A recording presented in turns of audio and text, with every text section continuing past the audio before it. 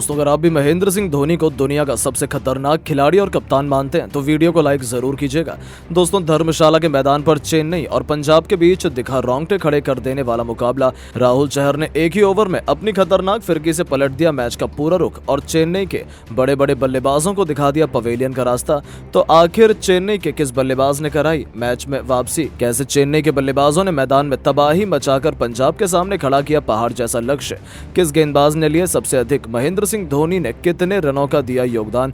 कैसे दोनों टीमों के बीच बन गया ये मुकाबला रोंगटे खड़े कर देने वाला? अब तक खेले गए इस रोमांचक मुकाबले की पूरी हाईलाइट हम आपको जरूर दिखाएंगे, लेकिन उससे पहले आपको क्या लगता है चेन्नई और पंजाब में कौन बनेगा इस बार चैंपियन? नीचे कमेंट करके जरूर बताएं। दोस्तों, आईपीएल का सबसे जबरदस्त मुकाबला धर्मशाला के मैदान पर चेन्नई सुपर किंग और पंजाब किंग के बीच खेला गया। इस मुकाबले में पंजाब किंग ने टॉस जीतकर पहले गेंदबाजी करने का फैसला किया और चेन्नई सुपर किंग को बल्लेबाजी करने के लिए आमंत्रित किया। चेन्नई की तरफ से ओपनिंग की शुरुआत करने मैदान पर अजिंक्य रहाणे के साथ कप्तान ऋतुराज गायकवाड़ आए। वहीं पंजाब की तरफ से पहले ओवर लेकर आए रबाड़ा बेहद खतरनाक गेंदबाजी का नजारा दिखा रहे थे।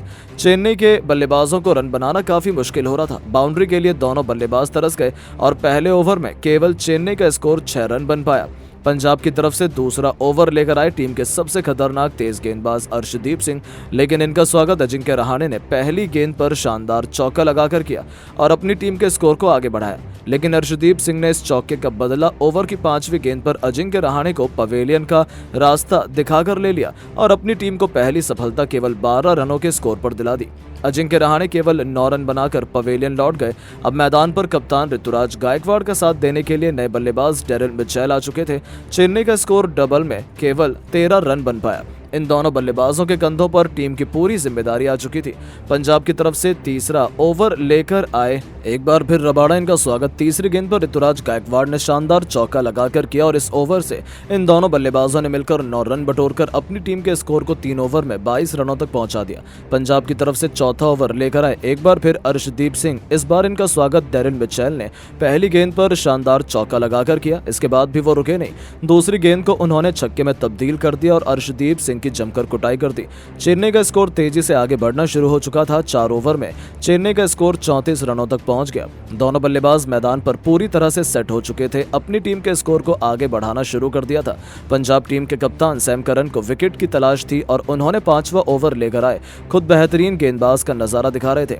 चेन्नई के बल्लेबाज एक रन के लिए तरस रहे थे। इस ओवर से चेन्नई के बल्लेबाजों ने केवल 7 रन बना पाए और टीम के स्कोर को 5 ओवर में 41 रनों तक पहुंचा दिया। पंजाब की तरफ से पावर प्ले का अंतिम ओवर लेकर आए टीम के बेहतरीन स्पिनर गेंदबाज हरप्रीत बराड़। इनका स्वागत इस बार खुद चेन्नई के कप्तान ऋतुराज गायकवाड़ ने दूसरी गेंद पर शानदार छक्का लगाकर किया। इसके बाद भी वो रुके नहीं, तीसरी गेंद को उन्होंने चौके में तब्दील कर दिया और इसी के साथ चेन्नई का स्कोर 50 रनों के पार पहुंच गया। गायकवाड़ का बल्ला रुका नहीं, चौथी गेंद को भी उन्होंने चौके में तब्दील कर हरप्रीत की जमकर कुटाई कर दी। अंतिम गेंद पर डेरिल मिचेल ने शानदार चौका जड़कर इस ओवर से दोनों बल्लेबाजों ने मिलकर 19 रन बटोरकर अपनी टीम के स्कोर को पावर प्ले के 6 ओवर में 60 रनों तक पहुंचा दिया। टीम के लिए 7वां ओवर लेकर आए कप्तान सैम करन। इस ओवर से चेन्नई के बल्लेबाजों ने केवल 9 रन बना पाए और साथ में ओपन में चेन्नई का स्कोर 69 रनों तक पहुंचा दिया। वहीं पंजाब की तरफ से 7वां ओवर लेकर आए राहुल चौहान और आते ही उन्होंने अपने ओवर की पहली गेंद पर ऋतुराज गायकवाड़ को पवेलियन का रास्ता दिखा दिया। चेन्नई को दूसरा झटका लग गया। गायकवाड़ 32 रन बनाकर पवेलियन लौट गए। इसके बाद भी राहुल की फिरकी में अगली गेंद पर शिवम दुबे भी अपना विकेट खो बैठे। वो बिना खाता खोले पवेलियन लौट गए। 69 रनों के ही स्कोर पर चेन्नई के 3 बल्लेबाज पवेलियन लौट गए। अब मैदान पर मोइन अली और डेरिल मिचेल बल्लेबाजी कर रहे थे। इन दोनों खिलाड़ियों के कंधों पर टीम की पूरी जिम्मेदारी आ चुकी थी। 8 ओवर में चेन्नई का स्कोर 3 विकेट पर केवल 71 रन बन पाया। इन दोनों बल्लेबाजों ने मिलकर टीम की पारी को संभाला। इन दोनों खिलाड़ियों के बाद भी चेन्नई के और भी बल्लेबाज मैदान पर बैटिंग करने के लिए आते गए। स्कोर को देखकर तो यही लग रहा था कि बड़ी आसानी से पंजाब के सामने 170 से 180 रनों का लक्ष्य खड़ा करने में चेन्नई की टीम सक्षम रहेगी।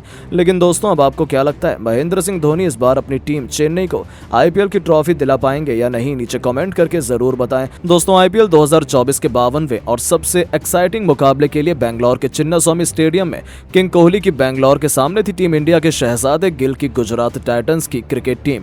ये रोमांचक मुकाबला दोनों टीमों की प्लेऑफ की उम्मीदों को जिंदा रखने के लिए बेहद इंपॉर्टेंट था। तभी तो इस मुकाबले की शुरुआत से पहले जब टॉस के लिए सिक्का उछाला गया, तब टॉस के बॉस बने बेंगलोर के कप्तान फाफ डुप्लेसी और उन्होंने पहले गुजरात को बल्लेबाजी करने का न्योता दिया। गुजरात के लिए एक बार फिर अपनी टीम को कातिलाना शुरुआत दिलाने के इरादे से कप्तान शुभमन गिल के साथ रिद्धिमान साहा की खतरनाक जोड़ी मैदान में उतरी थी। लेकिन शुरुआत तो बेंगलोर ने ऐसी की कि मानो वो आईपीएल की नंबर 1 टीम हो। दूसरा ही ओवर लेकर आए मोहम्मद सिराज ने अपनी लाजवाब गेंद से साहा को विकेट कीपर दिनेश कार्तिक के हाथों कैच आउट करवाकर अपनी टीम को पहली सफलता दिलाई, जहां रिद्धिमान साहा 7 गेंद बर्बाद कर गए और केवल 1 रन वो अपने बल्ले से जोड़ पाए थे। अब नंबर 3 के पायदान पर बल्लेबाजी से गदर मचाने के लिए साई सुदर्शन को भेजा गया था, लेकिन 2 ओवर में गुजरात केवल 3 रन बना पाई थी। ऐसा लग रहा था कि बेंगलोर के गेंदबाज गेंदें नहीं बल्कि आग के गोले बरसा रहे हैं। उनकी पारी कछुए से भी धीमी रफ्तार से आगे बढ़ रही थी।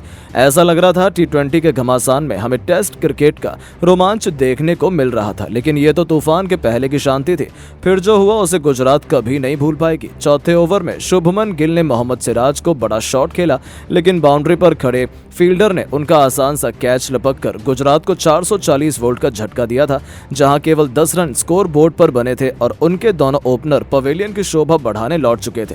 हालांकि नंबर 4 के पायदान पर बल्लेबाजी करने उतरे शाहरुख खान ने आते ही मैदान को चीरते हुए खतरनाक अंदाज लगाकर अपना तेवर दिखा दिए। 4 ओवर में बेंगलोर ने 14 रन 2 विकेट के नुकसान पर बनाए थे, लेकिन पावर प्ले की आखिरी ओवर लेकर आए कैमरन ग्रीन ने इस बार साई सुदर्शन को अपने जाल में फंसाया, जिनका आसान सा कैच किंग कोहली ने लपका और गुजरात की पारी की कमर तोड़कर रख दी थी। साई सुदर्शन भी केवल 14 गेंदें बर्बाद करने के बाद 6 रन बना पाए और चिन्नास्वामी के मैदान पर बेंगलोर के नारों से गुजरात का दिल दहला जा रहा था। गुजरात खेमे में मातम का माहौल था, क्योंकि 19 रन ही बने थे और उनके 3 बल्लेबाज पवेलियन लौट गए थे। इससे बुरा और क्या हो सकता है। अब मैदान पर शाहरुख खान के साथ डेविड मिलर की जोड़ी मौजूद थी, जिन्होंने आते ही एक बार फिर पावर प्ले की आखिरी गेंद पर चौका लगाया और 6 ओवर में गुजरात को 23 रनों तक पहुंचाया। लेकिन यह 2024 आईपीएल का सबसे खराब स्कोर था, यानी कि गुजरात अभी से एक शर्मनाक हार की तरफ बढ़ने लगी थी। अब इन दोनों के कंधों पर अपनी टीम को जबरदस्त वापसी करवाने की जिम्मेदारी थी और इन दोनों ने इस अंदाज में बल्लेबाजी करनी भी शुरू कर दी। 9 ओवर में उन्होंने गुजरात को 50 रनों के पार पहुंचाया। उनके बीच एक अच्छी पार्टनरशिप बनपने लगी थी। डेविड मिलर तो सीधा चौके छक्कों से डील कर रहे थे। उन दोनों ने देखते ही देखते 61 रनों की पार्टनरशिप को भी अंजाम दिया।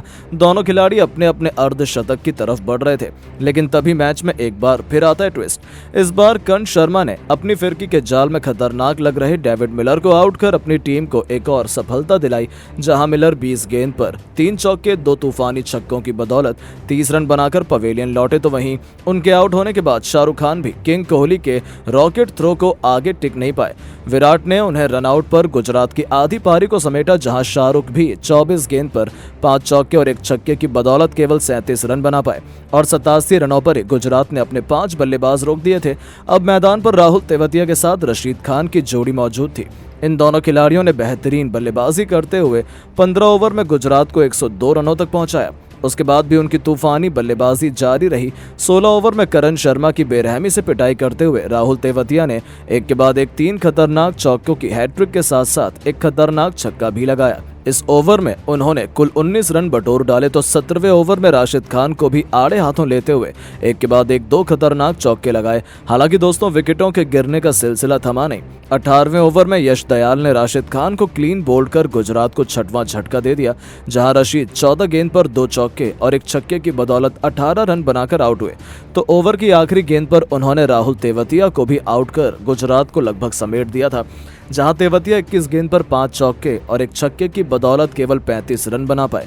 लेकिन विजय शंकर ने इम्पैक्ट प्लेयर के तौर पर अंत में आते ही एक के बाद एक 2 खतरनाक चौके जरूर लगाए, लेकिन 20वां ओवर लेकर आए व्यस्क ने पहली गेंद पर मानो सुथर, दूसरी गेंद पर मोहित शर्मा और तीसरी गेंद पर विजय शंकर को वापस भेजकर गुजरात को केवल 147 रनों पर ही ऑल आउट कर दिया। जहां बेंगलोर के लिए सिराज, दयाल और व्यस्क ने सबसे अधिक 2-2 सफलताएं हासिल की। बेंगलोर के सामने 148 रनों का आसान सा लक्ष्य था, जिसका पीछा करना उनके लिए ज्यादा मुश्किल नहीं होना चाहिए था। बेंगलोर के लिए विराट कोहली के साथ कप्तान फाफ डु प्लेसिस की खतरनाक जोड़ी मैदान में तबाही मचाने के इरादे से आई थी और आते ही पहला ओवर लेकर आए मोहित शर्मा को आड़े हाथों लेते हुए विराट ने एक नहीं बल्कि एक के बाद एक 2 ऐसे तूफानी छक्के लगाए, जिसने गुजरात की हार को तो अभी से सुनिश्चित कर दिया था।